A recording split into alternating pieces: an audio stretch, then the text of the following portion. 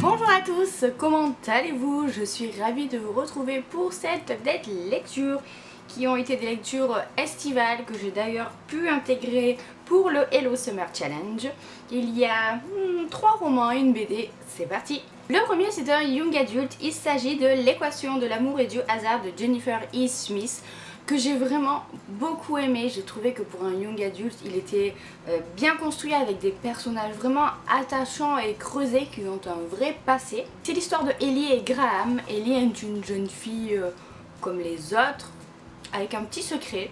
Et un jour, elle va se retrouver à échanger des mails avec un garçon à l'autre bout du pays, elle n'en sait pas plus. Et je trouve que ce garçon va être Graham, qui est une star du cinéma, qui a genre 19 ans, un truc comme ça, qui bien malgré lui est devenu célèbre et qui trouve beaucoup de réconfort dans le fait d'échanger des mails avec une jeune fille tout à fait ordinaire. Et un jour, il va y avoir un tournage d'un film et l'opportunité va se présenter. Il va proposer qu'on aille tourner le film là où habite Ellie, dans la petite bourgade perdue au fin fond de je sais pas où là. Et bien sûr, tout ça dans l'optique de la rencontrer. Voilà, c'était vraiment tout mignon, c'était un petit bonbon sucré cette lecture, vous voyez, j'ai trouvé ça réconfortant. Et en même temps, j'ai réussi à m'attacher au personnage parce que, surtout Graham qui m'a plu, qui arrive à garder la tête froide, à ne pas perdre de vue ce qu'il aime réellement malgré cette célébrité qui peut facilement monter à la tête. Et Ellie qui reste la même malgré plein de choses qui peuvent se passer, qui elle aussi s'est gardée les pieds sur terre. C'était vraiment très mignon, peut-être pas forcément super réaliste, mais j'ai beaucoup aimé. On continue avec un Virginie Grimaldi. J'ai lu Le parfum du bonheur est plus fort sous la pluie, qui lui pour le coup m'a complètement surprise. En fait, j'ai lu donc les 2 livres qu'elle a écrits précédemment, qui sont plutôt dans une lignée humoristique on va dire, et celui-ci m'a surpris parce que c'est pas vraiment le cas, on est beaucoup dans la nostalgie puisque c'est l'histoire d'une femme, Pauline, qui va complètement perdre pied à la suite du fait que son mari demande le divorce. Elle comprend pas, elle essaye en fait de faire en sorte que son mari revienne vers elle, elle va lui écrire des lettres pour lui rappeler les bons souvenirs qu'ils ont partagés, etc. Et au fur et à mesure comme ça de ces lettres, des moments qui passent, on va en apprendre plus sur leur couple. Mais ce qui m'a le plus plu, c'est pas forcément cet aspect-là, c'était vraiment l'aspect famille, puisque Pauline va se retrouver avec sa famille un petit peu malgré elle, c'est pas ce qu'elle souhaitait de prime abord. Et là aussi les relations familiales vont se dévoiler, on va comprendre certaines choses. Et c'est ce que j'ai aimé cet aspect un petit peu cocon familial. Et le fait que, comme d'habitude, Virginie Grimaldi, avec des choses toutes simples, toutes banales de la vie quotidienne, arrive à faire en sorte qu'on se projette vachement dans ces histoires parce qu'on s'y reconnaît.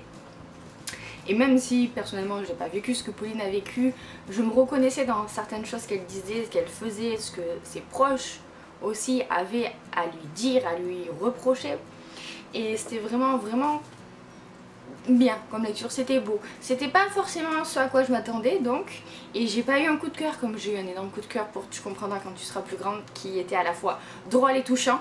Là on est vraiment plus dans le touchant, même si s'il y a quand même quelques points d'humour, ça change quand même beaucoup de ce qu'elle avait écrit auparavant.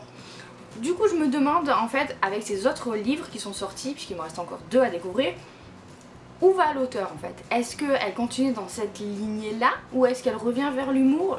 Je sais pas, ça attise ma curiosité en tout cas. On continue avec un thriller, chose qui change d'habitude. J'ai lu La fille du train de Paula Hawkins parce que j'avais envie d'un thriller pour l'été.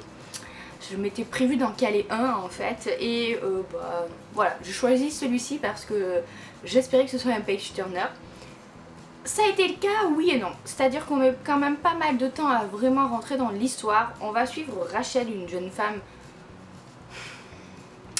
assez abîmée par la vie, qui est alcoolique, qui s'est fait larguer par son mari, tiens, elle aussi, et qui n'arrive pas à s'en remettre. Elle prend le train tous les jours pour aller travailler, enfin bref. Je vous laisse découvrir tout ça par vous-même. Et le train s'arrête toujours à un feu. ce qui lui permet en fait de regarder par la vitre d'une maison qu'elle voit à travers son wagon. Et elle imagine la vie de ce couple-là qu'elle voit tous les jours, quoi. Hein. Elle imagine leur prénom, tout ça, tout ça. Et un jour, il va se passer quelque chose qui va la faire tiquer. Et ensuite, on va apprendre que la jeune femme du couple a disparu. Et donc, elle ne peut pas s'empêcher de se mêler à l'enquête, en fait. Et c'est à partir de là, voilà, que ça devient vraiment intéressant. J'ai bien aimé. C'est une lecture assez stressante. Et voir toute cette misère humaine dans le sens malheur, pas misère dans le sens pauvreté, mais dans le sens vraiment Rachel elle est malheureuse quoi, donc voir ça, ça fait de la peine et on a du mal à se dire la pauvre, mais en même temps ouais, enfin c'est très dégoûtant ce que je suis en train de vous dire.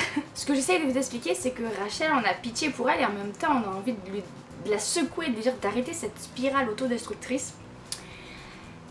Donc c'est un personnage assez controversé. Celle qui disparaît aussi, Megan, on a des chapitres de son point de vue et elle est pas toute blanche non plus. En fait il n'y a pas beaucoup de femmes qui sont très inspirantes dans ce livre, je me rends compte. Et les figures masculines sont assez particulières elles aussi. Tout le monde a des secrets, tout le monde cache quelque chose et ça c'était sympa. On n'est pas dans une enquête policière, donc ça c'est ce que j'ai aimé aussi. C'est un thriller domestique, ils appellent ça comme ça. Et au final on se laisse vraiment prendre en fait. On se demande vraiment où est passée Megan. On se demande pourquoi est-ce que Rachel a des flashs comme ça qui lui apparaissent. Et est-ce qu'elle hallucine? Est-ce que c'est les effets de l'alcool? Est-ce que c'est vraiment quelque chose qui s'est passé? On n'arrive plus en fait à faire confiance à personne puisqu'ils sont tous un petit peu étranges. Et la fin, on va dire que je l'ai vu venir, oui et non, je l'ai vu venir genre un peu plus tard que la moitié du livre. Voilà, j'avais des doutes. Et au final, c'était confirmé. Donc moi qui lis pas beaucoup de thrillers, j'étais contente de moi. Mais il n'en reste pas moins que ça n'a pas gâché le plaisir. J'espérais limite que ce soit comme ça pour avoir une explication qui tienne la route et c'est le cas. Donc voilà, pour mon avis très dégoûtée sur La fille du train. J'ai aimé cette lecture même si elle m'a sorti de ma zone de confort et au final c'est ce que je lui demandais. Et pour terminer, on va parler de la BD sur le féminisme, qui est une sorte d'explication sur les différents courants féministes qu'il y a eu ou qu'il y a encore. En fait, à travers 7 slogans connus, on va vous expliquer la pensée qui se cache derrière. C'était intéressant, j'ai appris des trucs, mais c'était un petit peu trop superficiel à mon goût. C'est-à-dire que je pense que c'est le fait que ce soit une BD qui fait ça. Il y avait des choses super intéressantes et j'avais vraiment envie que ce soit plus développé, plus expliqué. Sauf que, en fait, on va juste vous expliquer ce que tel terme veut dire.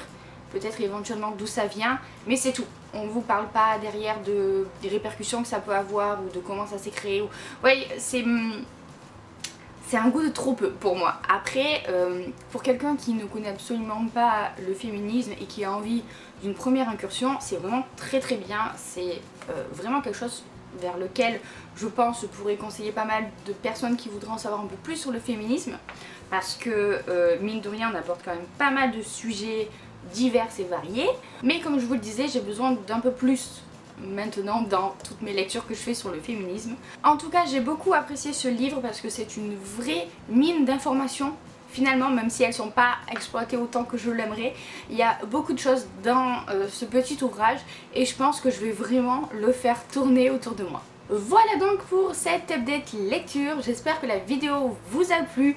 N'hésitez pas à me dire ça, à liker la vidéo ou à vous abonner si ce n'est pas encore fait pour ne plus en manquer. J'en profite pour vous inviter également à faire un tour sur mon Instagram ou sur ma boutique Etsy puisque je crée des marque-pages. Et sur ce, je vous souhaite de très belles lectures à venir, je vous fais plein de gros bisous et je vous dis à la prochaine vidéo.